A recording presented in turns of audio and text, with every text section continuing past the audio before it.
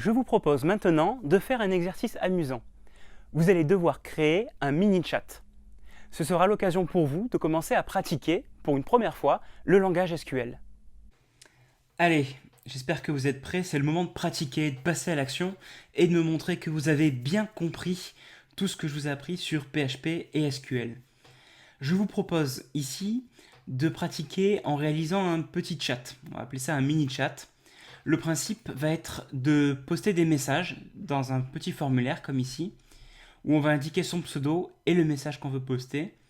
Ce message va être stocké avec le pseudo dans une base de données, dans une table que vous devez créer, une table mini-chat que vous devez construire. Par exemple, ici, je vous montre à quoi ça pourrait ressembler.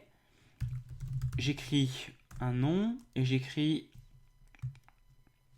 un message, comme ceci. Et quand j'envoie, je suis automatiquement dirigé vers une page qui va stocker le message et qui me redirige à nouveau vers la page du mini-chat et qui affiche le message que je viens de poster plus les derniers messages avant.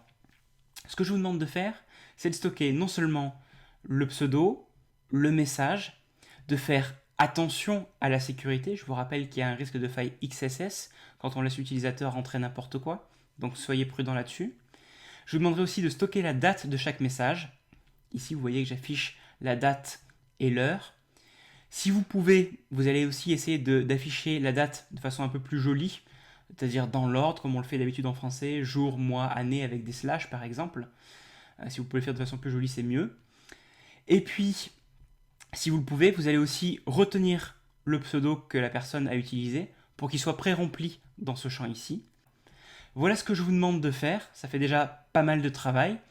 Donc, travaillez bien, réalisez le code et fournissez-moi d'une part le code des pages PHP et ensuite l'export SQL de la table que vous avez créée. Parce que c'est important, on a besoin de la table pour pouvoir reconstruire votre site et le schéma de votre site. Ce code et ce schéma, vous allez le zipper, vous allez mettre dans un fichier zip et vous allez l'envoyer sur l'interface d'exercice.